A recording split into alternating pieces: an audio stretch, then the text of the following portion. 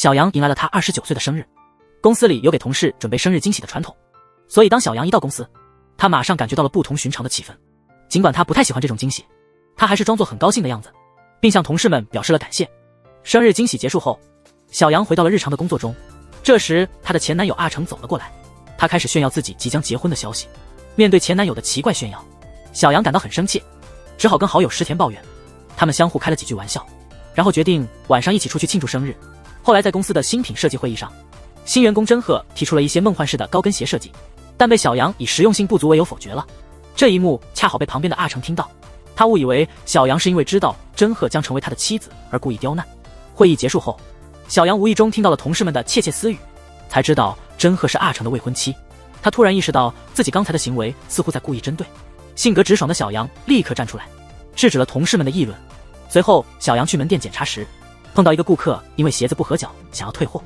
因为对高跟鞋的热爱，他自发地修理了那双鞋，希望顾客能够重新喜欢上他。但顾客仍然坚持要退货。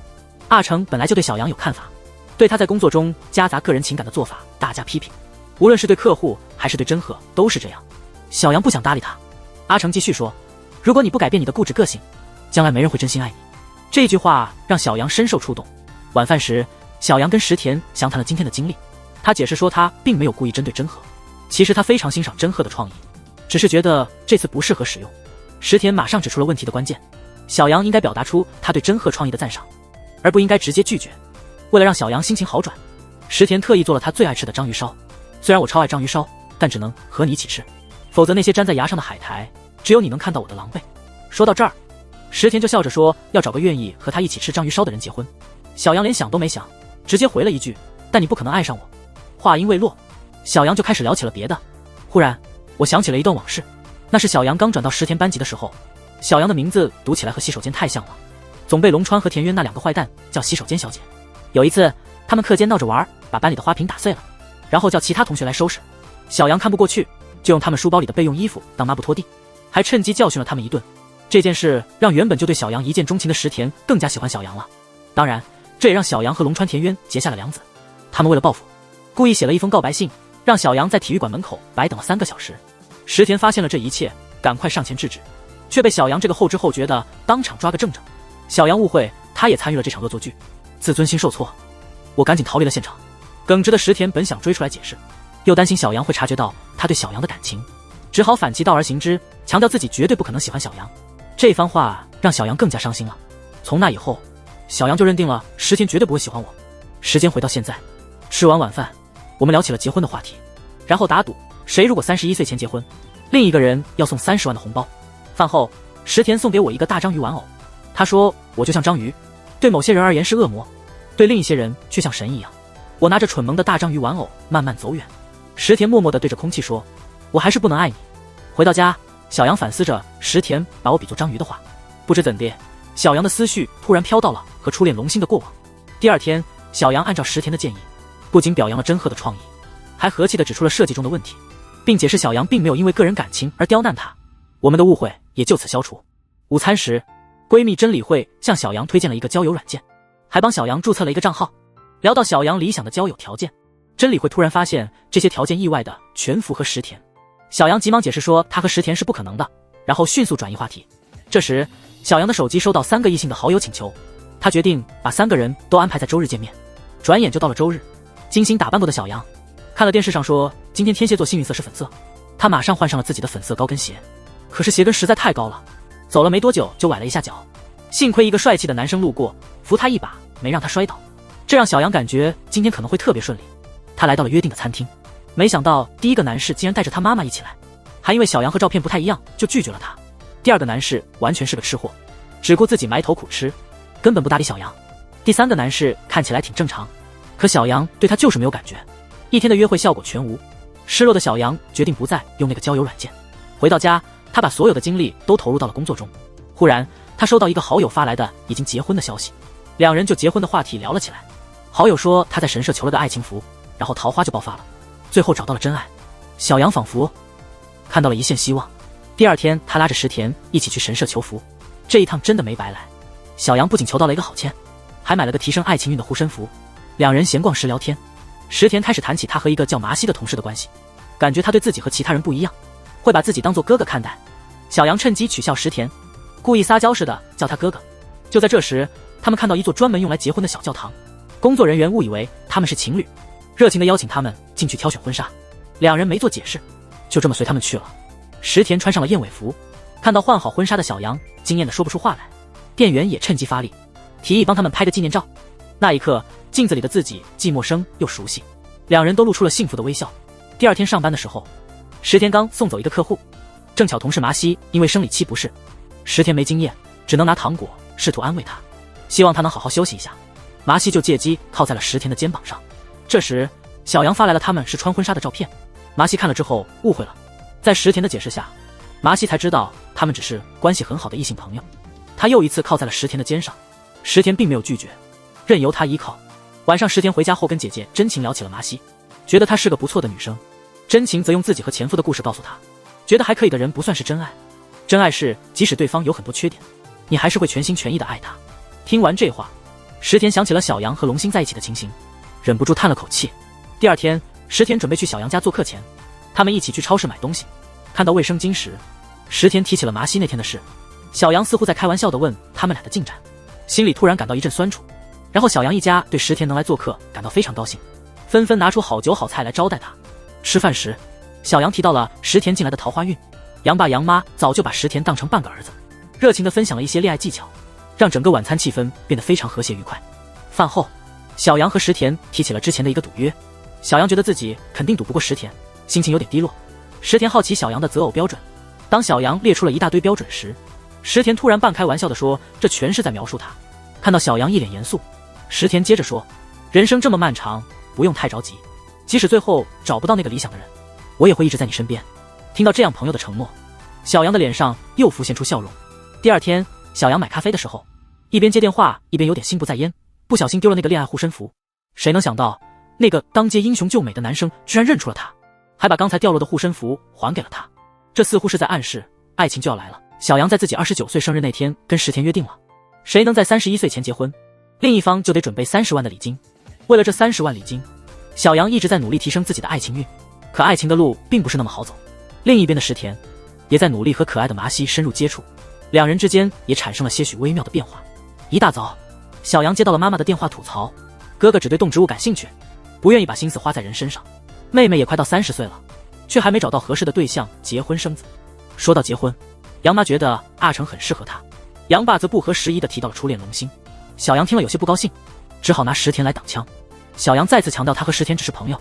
另一边，石田的姐姐真情刚离婚，就开始四处交友，自顾自地给弟弟传授交友秘诀。旁边的母亲打断了他，他觉得上得了厅堂下得了厨房的石田天生受欢迎，根本不需要那些复杂的招数。看着此刻在厨房忙碌的石田，真情不得不承认弟弟简直就是完美的代表。场景一转，石田和麻希在外见客户时经过一家花店，麻希想到客户新店开业，决定买一束花作为礼物。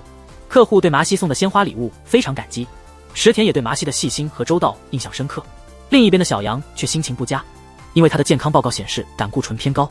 这时同事告诉他，女人如果缺乏爱情滋润，容易因为雌激素分泌减少，变得更加男性化，从而导致胆固醇升高。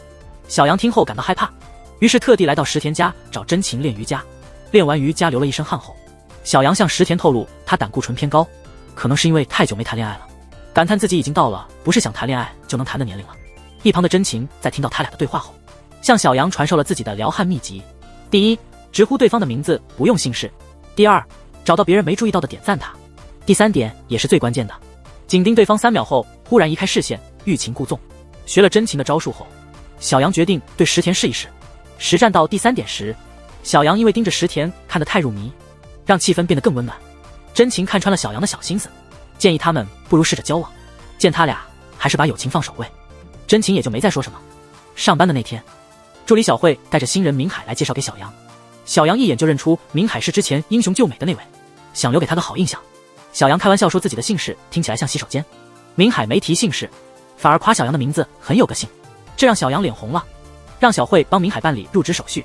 明海第2天上班，处处表现出他的细心和认真，整理好了小杨的工位，还根据观察准备了小杨喜欢的咖啡，还甜言蜜语夸奖小杨的穿搭。两人外出办事时，明海还特别照顾穿高跟鞋的小杨，建议休息一下，两人去了咖啡店。小杨好奇明海这么能干，为何做助理？明海解释，他的目标是成为产品经理，需要从基础做起积累经验。面对这么有志向的明海，小杨不禁心动。得知明海才22岁，无奈年龄差距太大，只好提醒自己保持冷静。另一边，石田在会上对麻西提出的问题耐心解答。他们的对话来回，让同事们感觉到了不同，纷纷调侃他们的关系。会议结束后，石田邀请麻西共进晚餐。麻西对石田有点小心思，听到晚餐的邀请就心花怒放。可惜石田说的晚饭原来是公司组织的聚餐。当得知石田没打算参加第2轮活动时，麻西借口家里有门禁也没去。就这样，他推掉了后面的聚会。当只有他们2个人的时候，麻西直接坦白自己编了个门禁的谎言，还撒娇说其实只想和石田2人世界。这份直白让石田稍感意外。为了弥补之前的误解，石田只好答应找个机会单独和麻西出去吃饭。在送麻西回家后，石田接到了小杨的电话。小杨说他遇到了一个既有上进心又温柔体贴的男生，只是2人年龄差距让他犹豫，他不确定是否要采取主动。石田听后耐心地鼓励小杨勇敢去爱，不管结果如何，他会一直在背后支持他。挂掉电话后，石田心里不知为何泛起了一丝失落。有了石田的鼓励，小杨感觉心里踏实了许多。他开始琢磨真情交的那些撩人秘籍。正巧这时候明海出现了，看到时间不早，他们决定一起回家。路上小杨一直在犹豫是否要尝试直呼明海的名字，没想到明海倒是先开了口。他提出下班后可以亲昵地直呼对方的名字。这突如其来的暖意让小杨心动不已。回到家，他的脸上还挂着春心荡漾的笑容。第2天因为圣诞节临近，公司门店的促销活动让小杨忙得不亦乐乎。在维持活动秩序时，他不小心受了点轻伤。明海看到后马上让他去休息，还贴心地给他带来了饮料，顺便买了双脱饭给他换上。他还嘱咐小杨有困难就说。面对如此细心温柔、工作能力强的年轻帅小伙，小杨一时间真分不清，不知道明海是把他当领导还是有意的。第2天晚上，小杨约了石田出来见面，聊到明海的那些暖心事迹，他对明海的赞赏满满。石田看得出来小杨已经完全被打动了，他们边吃边聊得火热。正当此时，麻西打电话说要送资料给石田。石田本来想拒绝，但小杨知道麻西和石田关系不错，他建议石田让麻西过来，这样自己也好帮忙审视一下。没多久，麻西就到了。小杨顺势邀请他一起用餐，这正中麻西下怀。他一直想深入了解石田的好友。饭桌上3人闲聊，麻西好奇地询问小杨和石田的往事，2人谈笑风生，话题只有他们明白。麻西有点嫉妒，他故意靠近石田，小动作频频，向小杨展示自己与石田的亲密。麻西还装作很好奇的样子，他想知道更多关于石田的事。小杨倒很慷慨，开始介绍石田的习惯。石田吃不了辣，大学时他是摇滚乐队的成员，这让麻西一下子不知所措，因为他刚点了麻辣炸鸡，还提到那支乐队很糟糕。麻西撒娇地向石田道歉。小杨实在受不了他这副模样，起身去了洗手间。晚餐结束后，石田本来打算先送麻西，却被小杨拒绝了。原来他故意这么做，想和石田斗一斗。他特地叫了明海来接。石田虽然不悦，但因为麻西在场，只好让小杨和明海一起走。送麻西回家后，石田得知那里被盗，为确保安全，他陪他检查了一番，确认没其他人后，石田准备离开。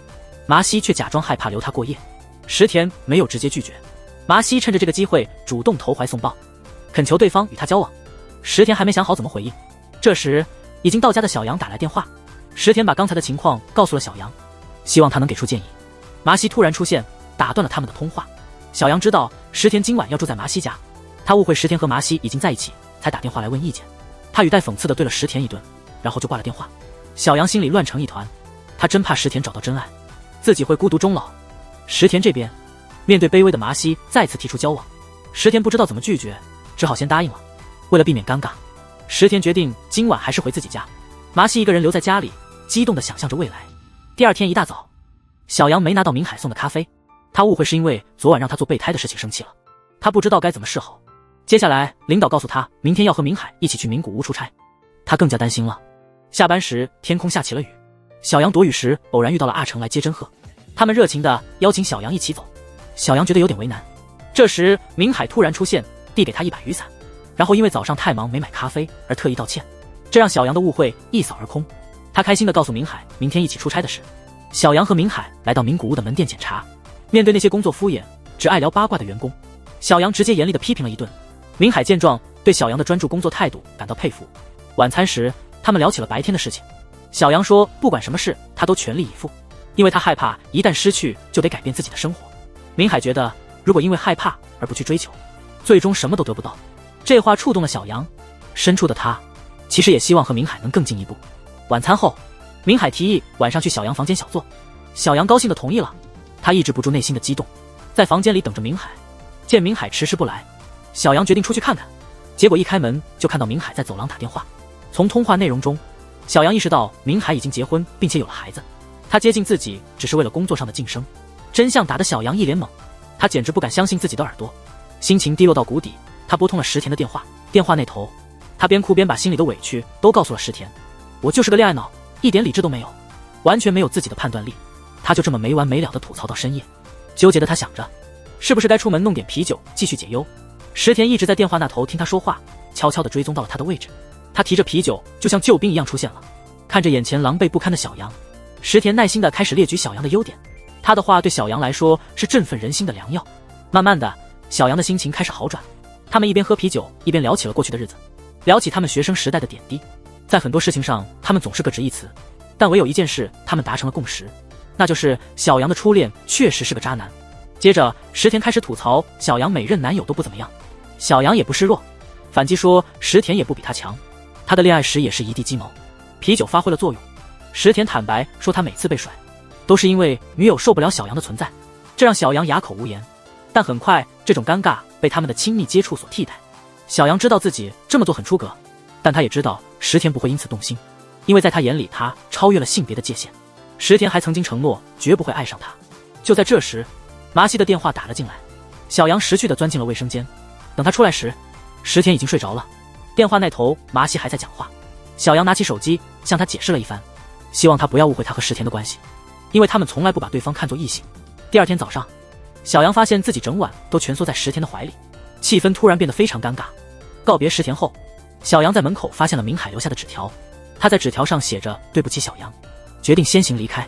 几天后，小杨每次想起那晚发生的事，心里就乱成一团，只好用洗碗、刷锅这些家务来分散注意力。不小心把装满数据的手机丢进了水池，只能赶紧送去修。杨妈看到孩子们都忙碌着，只好请石田来修电脑。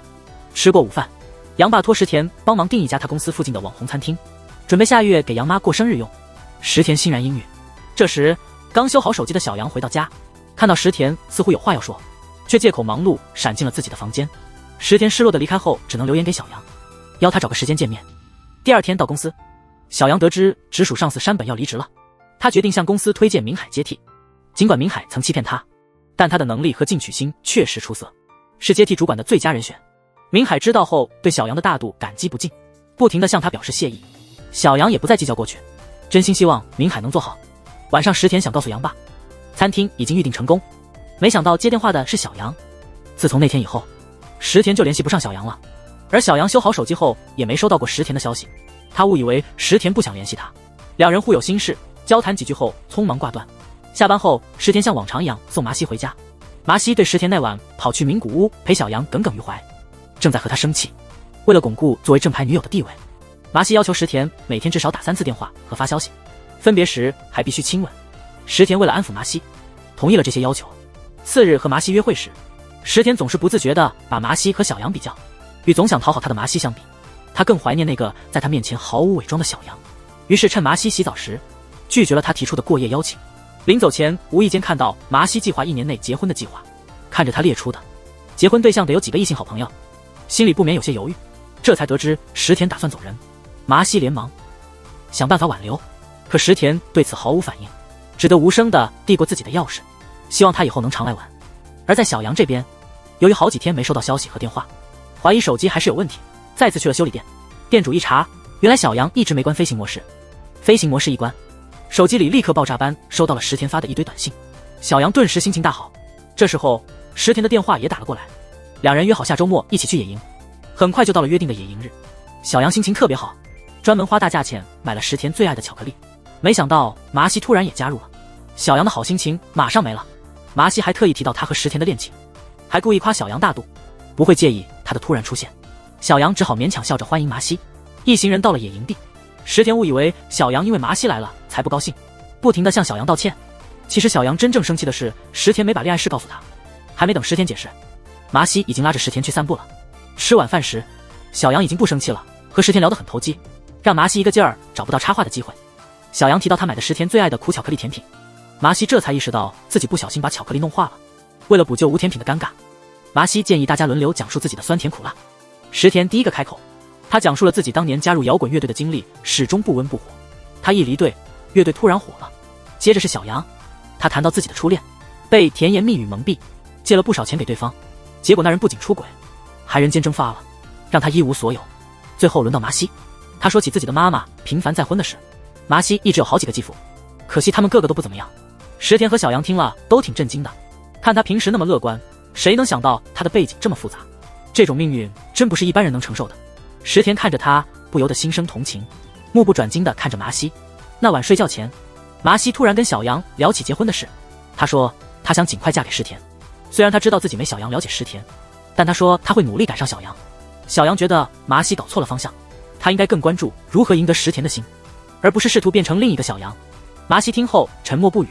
第二天一大早，小杨和石田早早就起床了，两人边喝咖啡边聊天。经过昨晚跟麻西的深谈，小杨决定如果对方已经有伴了，就不再介入，他不想成为石田追求幸福的障碍。石田听了小杨的想法，表面上承诺要好好照顾麻西，说自己会努力做好男友的角色，心里却更加倾向于这个为朋友幸福而假装享受孤独的人。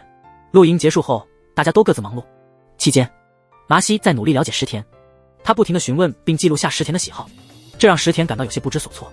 这时候，石田的妈妈静香得了个翻译奖，石田就请小杨帮忙选奖服。他趁着和小杨挑衣服的机会，向小杨提起麻西最近的奇怪行为。小杨说这是他建议的，这样麻西能更快实现结婚的愿望。晚上麻西跟石田通电话时，听说静香对小杨选的衣服很满意，她怕未来的婆婆老是拿她和小杨比，就决定给小杨介绍男朋友，希望彻底把他从石田的生活中剔除。第二天，麻西列了几个相亲对象，结果石田一个个都拒绝了。麻西一时气不过，跟石田大吵一架，吵完又怕自己显得小气，石田会嫌弃他，只好主动道歉，缓和了气氛。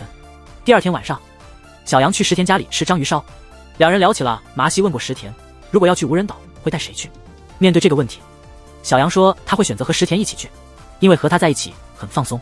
听小杨这么说，石田的嘴角不自觉地上扬了，这一瞬间的表情变化全被一旁的真情看在眼里。小杨离开后，真情揭穿了石田喜欢小杨的事，还嘲笑他竟然把女友和异性朋友一起带去露营。石田对此没有直接回应，只是解释说他本来就没有打算让麻西一起去，他只想和小杨单独去露营。真情也就不再追问，只好提醒石田，为了女友应该和小杨保持些距离。第二天上班时，石田得知他要接待一个公司的大客户，客户竟是曾经突然消失的小杨前男友龙星。那晚，龙星突然出现，约石田一起喝酒。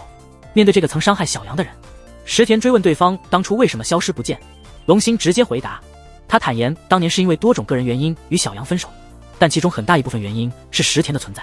然后龙星补充说，经过多年的思考和周转，他发现自己还是放不下小杨，这次回来主要是想重新追求小杨，希望石田能帮忙传话。第二天，小杨到石田家吃章鱼烧，两人回忆起第一次一起吃章鱼烧的情景。那是大学时期，他们参加社团的野营活动时迷路了，花了很大劲才从山中找到回镇的路。为了解饿，他们走进了一家章鱼烧店。刚开始，小杨对章鱼烧很抗拒，但饿极了，只能尝试一下，勉强尝了一口。没想到章鱼烧出乎意料的美味，他一口气吃掉了4份，虽然嘴上沾满了海苔粉，小杨还是忍不住开怀大笑。那时石田意识到，小杨虽然一直很强势，但也有可爱的一面，对他的喜爱又多了几分。回忆过后，两人从喜欢的章鱼烧聊到了初恋是否值得怀念。小杨坚定地说，初恋根本不值得去回味，他觉得应该彻底把这段过去从生活中删除。听说龙星回来了，还通过石田想要他的联系方式，他就忍不住心烦意乱了。他一遍又一遍地确认石田是否真的把号码给了龙星。那个晚上，小杨翻出了自己和龙星在一起时留下的旧物，一下子很多往事涌上心头，有甜蜜的，也有伤心的，还发现了龙星当年吃软件和出轨的事，气得不行。他决定再次把这些回忆封存起来。自从得知龙星回来，他就一直担心他可能随时会出现，所以即使只是扔垃圾也要打扮得体。他希望如果遇到龙星，能展示自己的最佳状态，向他证明自己现在过得很好。麻西在这边开始给小杨介绍相亲对象，这次介绍的是他的堂哥，一个40岁的国际大律师，名叫河野。麻西向石田要小杨的照片，却意外地发现石田手机里竟然存着成百上千张小杨的照片，这让麻西吃醋的不行。但为了维持懂事女友的形象，他只好忍住不表现出来。他私下里联系小杨，安排周6去相亲。小杨觉得不好意思拒绝，只好答应了。终于到了周6，河野一出场就让小杨感觉不对劲。他喜欢在说话中不时夹杂英语，显得很做作，还喜欢在公共场合大声发表意见，甚至还调侃各种年龄段的女性。最过分的是，他竟然建议小杨去整形。小杨正打算拒绝这个无理的人，石田却抢先一步制止了河野。这场相亲让小杨感受到前所未有的羞辱，他提前离开了餐厅。石田赶紧追出来，把他紧紧抱在怀里，希望能给他更多自信和安慰。但对小杨来说，这更像是出于同情，反而让他觉得自尊受损。麻希在一旁看到了这一切，心情沉重。这次相亲让石田意识到自己真正对小杨的感情，他决定向麻希提出分手。对麻希来说，这简直是雪上加霜。他不禁怀疑自己是否只是石田用来试探情感的工具。既然已经到了这个地步，石田就直言不讳地指出，麻希只是将他视为合适的结婚伴侣。他希望麻希明白，合适和爱是两码事，因为没有爱的婚姻长久不了。说完这些，石田把钥匙还给了麻希，再次道歉后，他就离开了。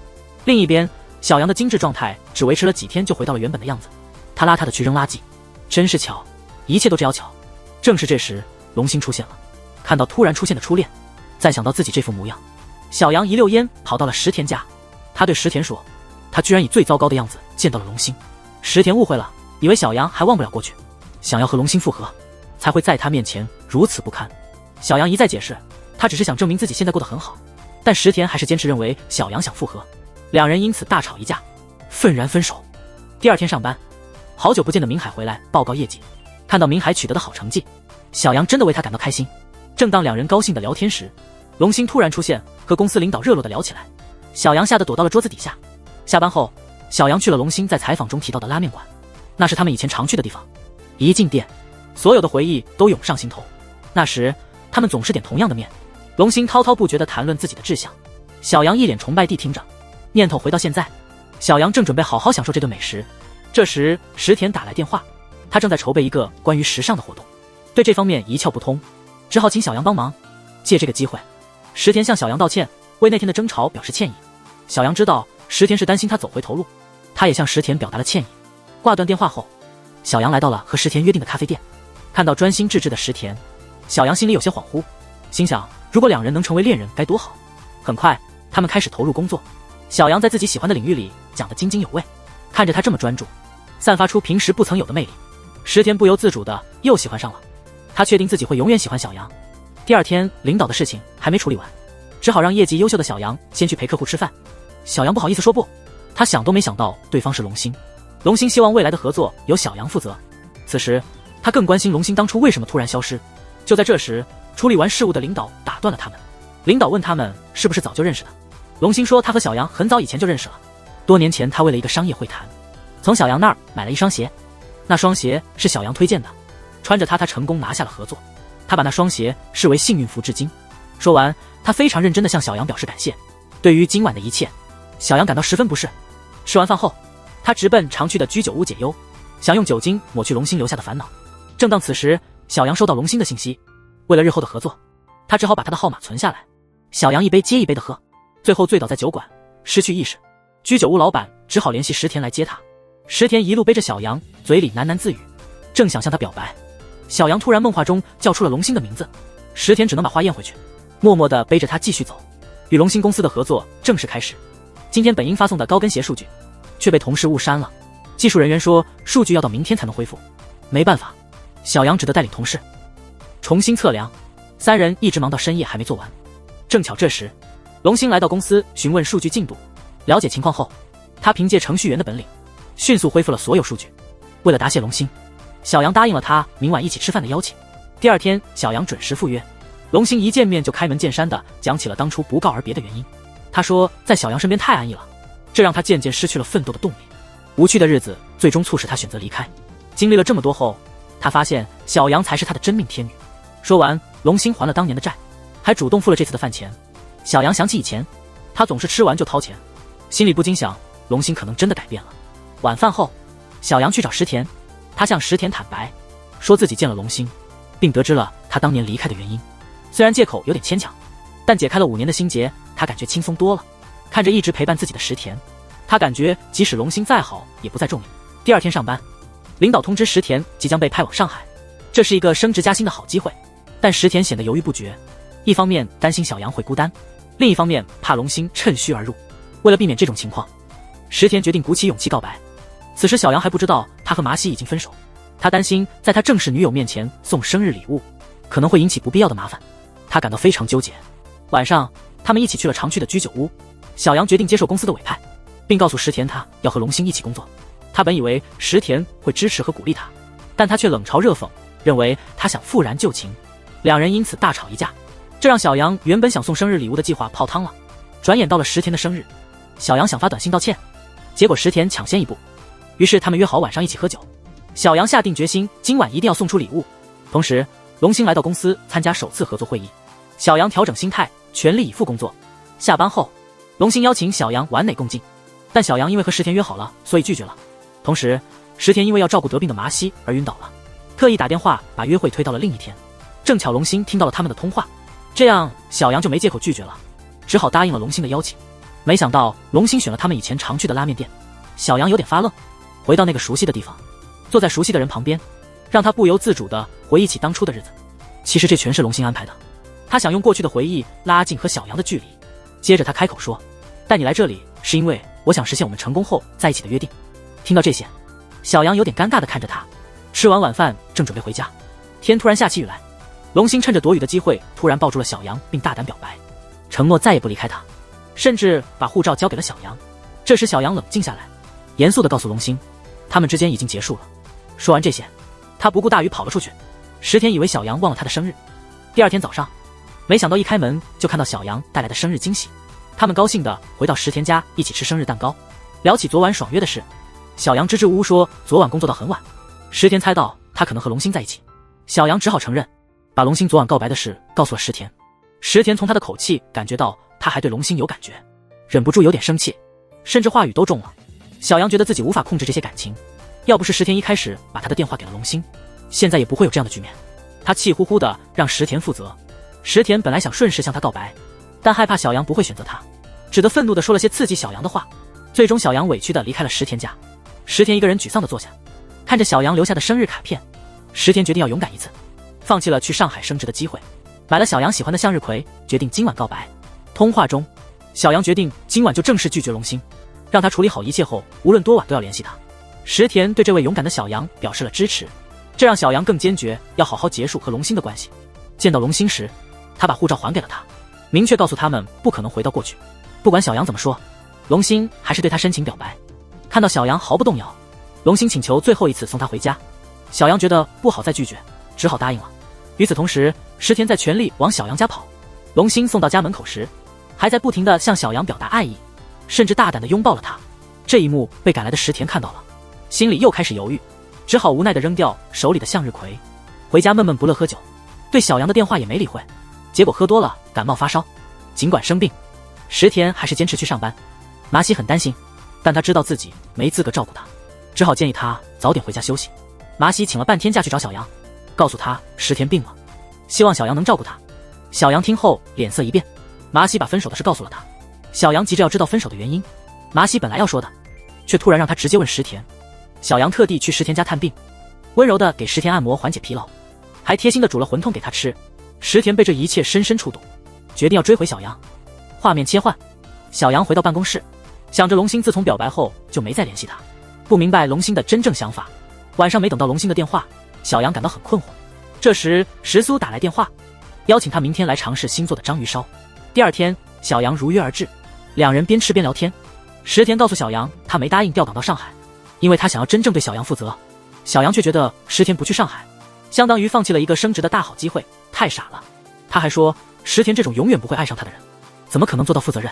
石田本想解释那句话只是一时的无奈，但小杨以为是因为石田和麻西分手了，才将就选了自己。一气之下，他站起身就走了。晚上还在气头上，小杨接到龙星的电话，龙星说他最近在香港忙，所以没联系小杨。他接着说他正在赶往小杨家的路上。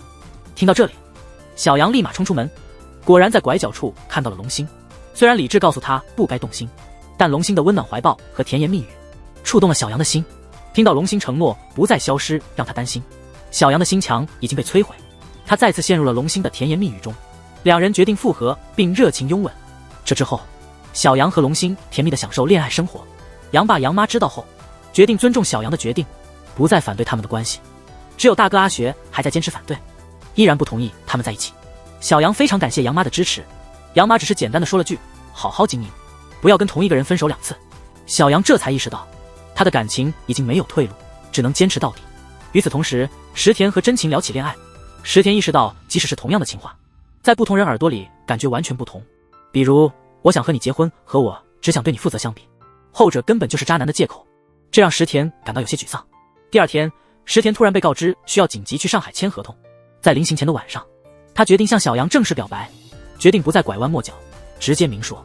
没想到电话一直没人接，石田不想再错过小杨，决定把话通过留言的方式告诉小杨，等着他回复。这时候小杨和龙星正在家里甜蜜地窝在一起。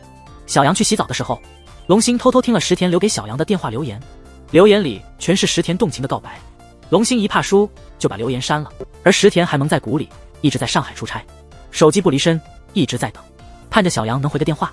终于等到小杨打来电话，小杨却只是说要他周6去参加同学聚会。石田意识到小杨不知道他在上海，急忙问他有没有仔细听他的留言。小杨说他根本就没收到什么留言。石田一头雾水，转眼就到了周6的同学聚会。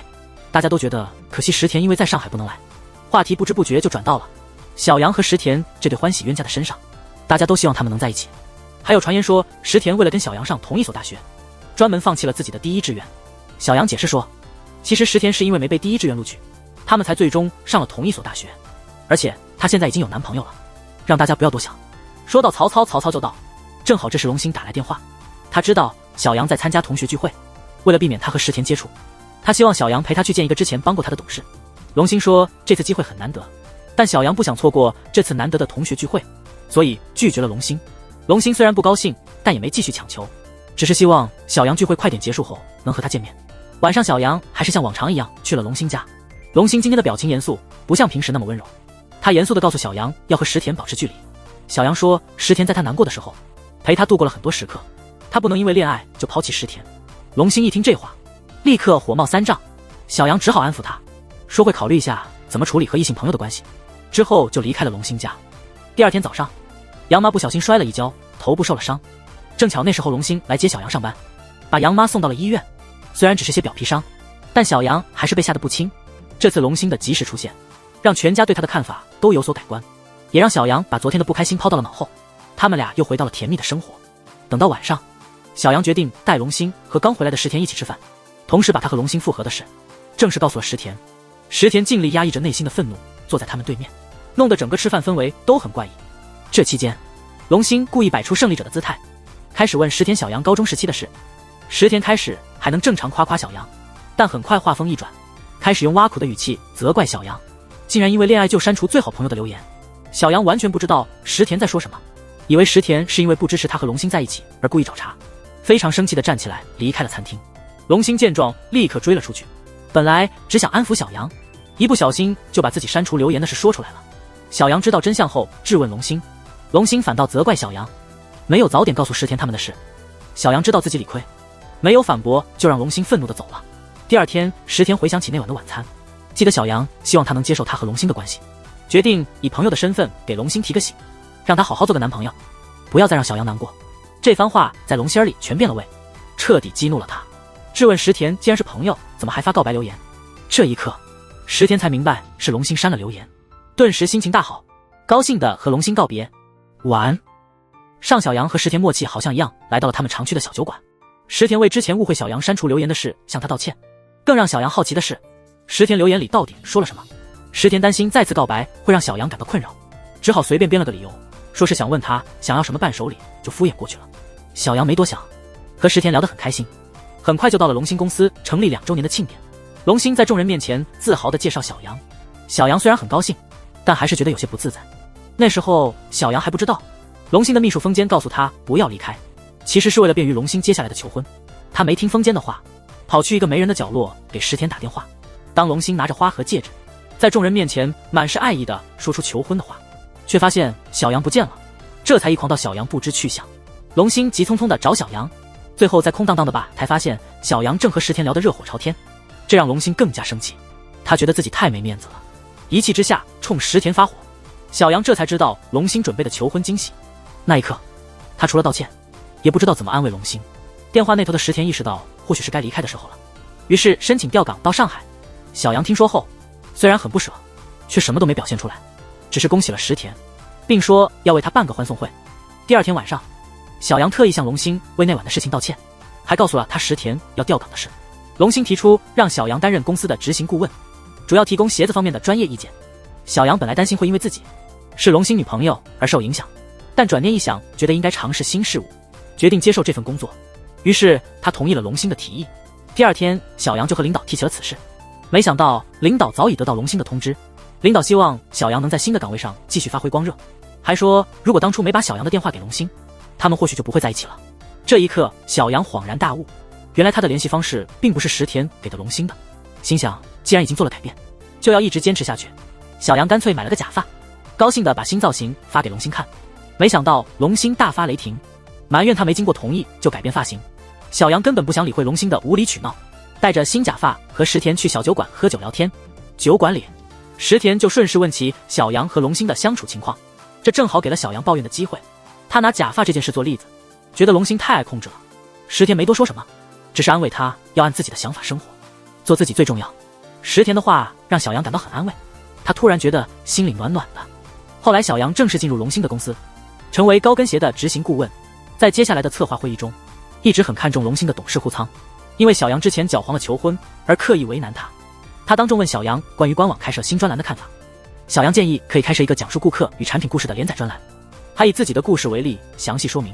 户仓却说生意是为了赚钱，不是为了卖情怀，直接否决了小杨的提案。不止这些，临下班时，户仓谎称第二天早上的董事会需要使用会议记录，让小杨把已经整理好的记录按照公司的格式重新整理一遍，这让小杨错过了为石田举办的特别欢送会。一整天的疲惫终于结束，龙星送小杨到家门口。分别时，小杨表达了自己这些天的困惑，他觉得龙星总是限制他的选择。龙星却认为两人之所以会产生分歧，是因为小杨做每个决定的时候从没有事先询问他的意见，认为他总是先做后说，所以才会感到被限制。两人差点争吵起来，龙星又开始甜言蜜语，让小杨有些心软。接着龙星拿出戒指向小杨求婚，看着眼前真挚的龙星，小杨决定再次信任他，毫不犹豫地答应了求婚。此时酒足饭饱后的石田正准备回家，正好看见了两人的甜蜜时刻，只能选择默默地离开。得知小杨接受了龙星求婚后，石田决定调往上海工作。小杨暂时结束了在龙星公司的顾问工作，马上就收到领导的通知，想让他去上海分公司担任经理职位。这个突然的升职加薪真是个大好机会，小杨感到非常心动。突然想到石田也要去上海了，龙星对他们俩的关系一直很敏感，担心龙星一知道就会坚决反对。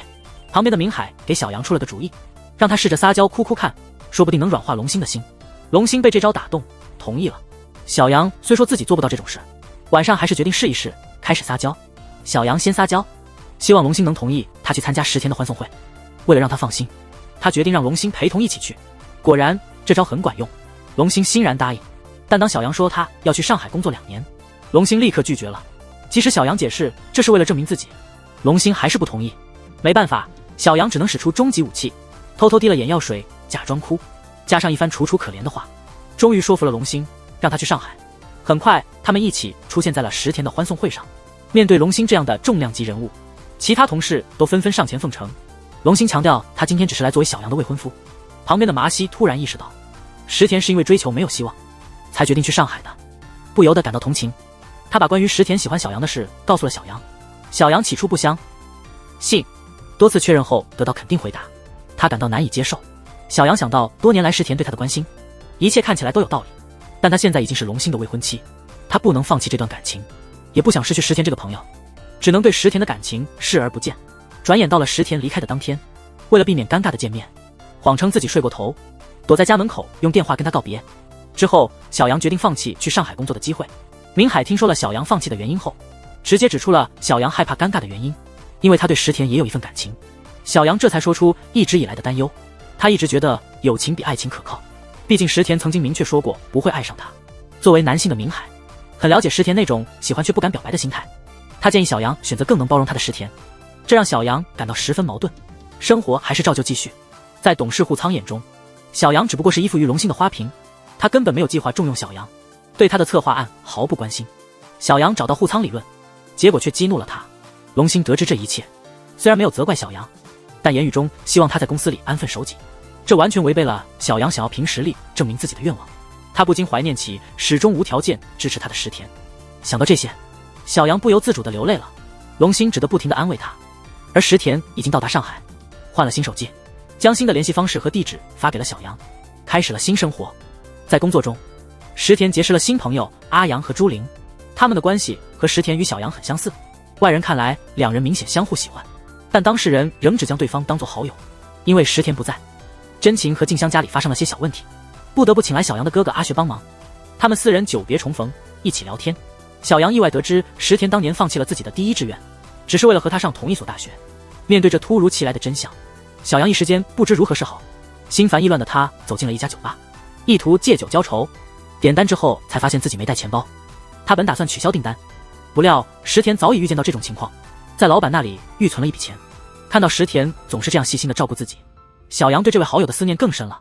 在接下来的日子里，石田想用陌生的环境和忙碌的工作来把对小杨的思念抛到脑后，小杨也通过忙于工作来压缩自己的私人时间，同时努力不去联系石田。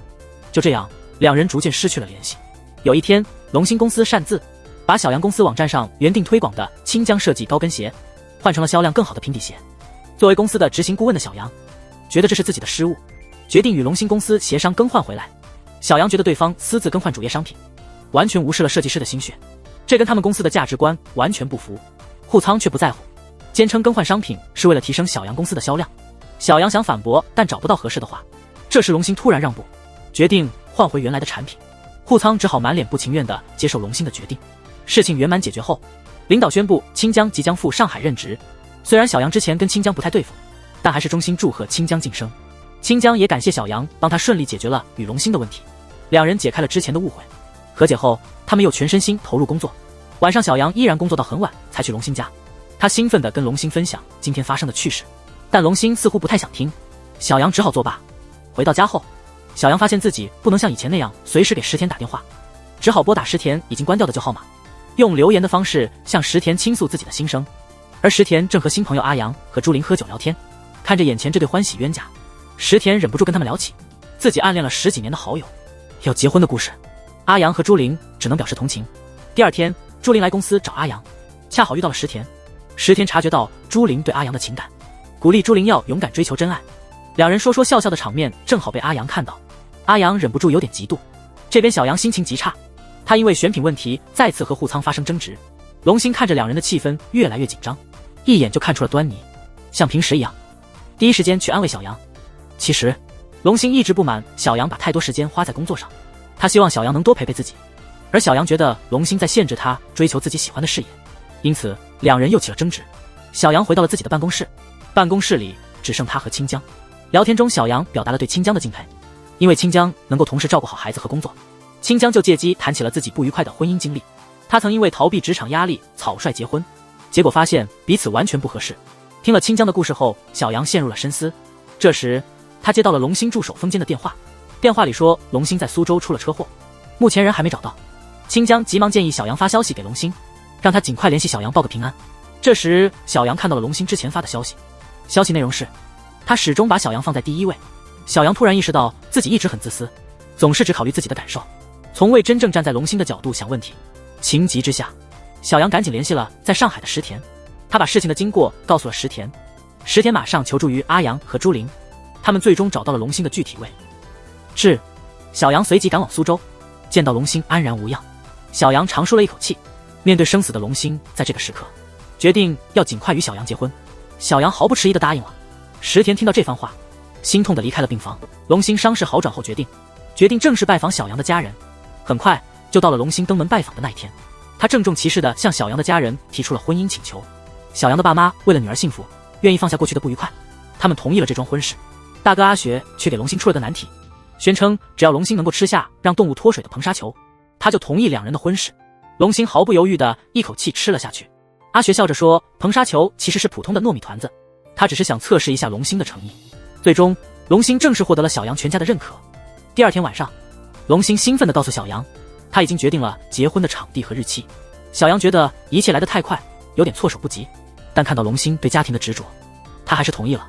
龙星接着又决定了婚礼上所有需要的东西，甚至连婚纱都是昂贵的私人定制。小杨担心这样豪华的婚礼会超出他们的预算，但龙星坚持认为他现在完全有能力承担这些费用。为了避免争执，小杨没有多说什么。回到家的小杨显得有些心神不宁。杨妈看出女儿对婚礼并不热情，担心他们之间有什么问题，便主动找小杨谈心。小杨坦言，从准备婚礼的过程看，他和龙星在很多观念上不同，他开始怀疑结婚的决定是否正确。杨妈用自己的经历劝导小杨，告诉他比起考虑是否价值观一致，更重要的是要坚持自己心中的选择。这番话让小杨更加迷茫，因为他突然意识到自己心里想的人可能是石田。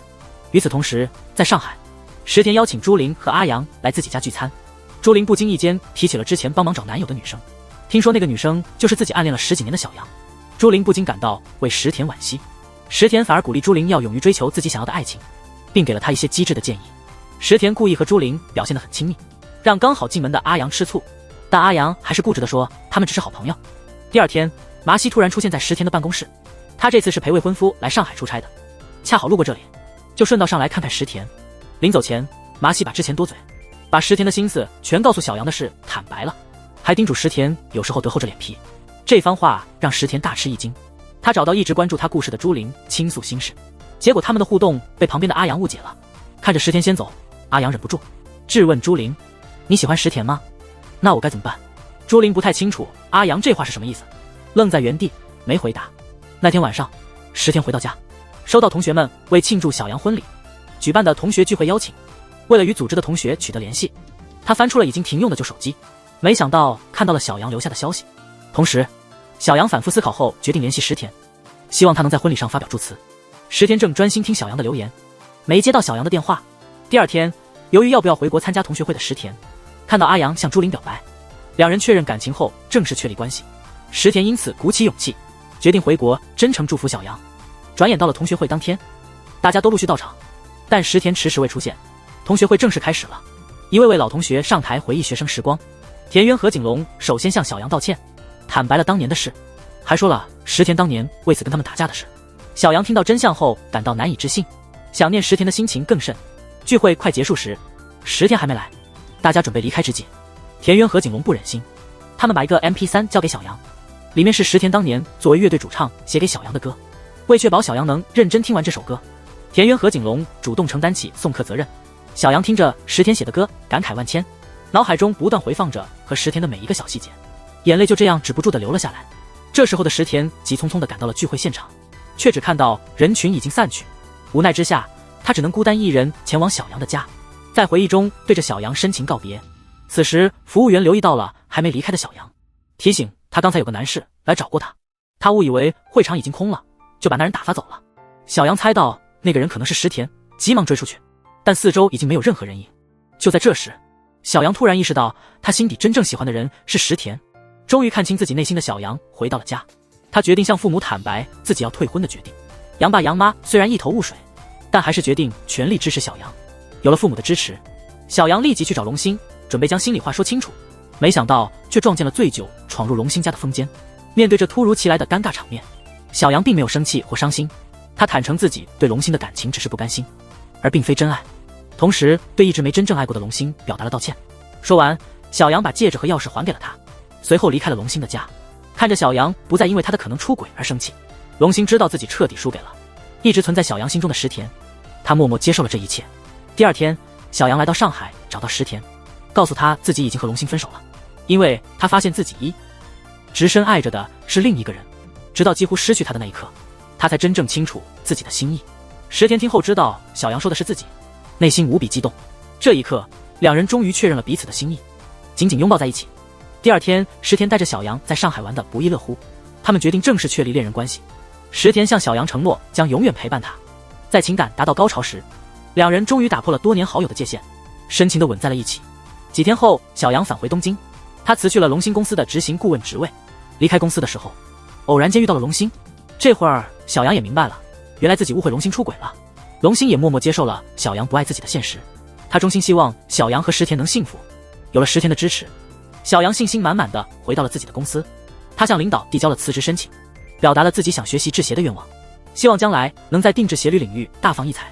领导听了小杨的打算，非常支持他的决定，决定在他回来后保留他的职位，准备让他负责新开展的定制业务，这样公司也能填补这一块的空白。小杨就这样开启了他的制鞋之旅。他和石田约定1年内不见面，好好专注学业。转眼间1年就过去了，小杨再次来到上海，和石田享受2人世界。得知石田下月就会回国工作，他们终于不必再忍受异地恋的苦楚。小杨忍不住笑了。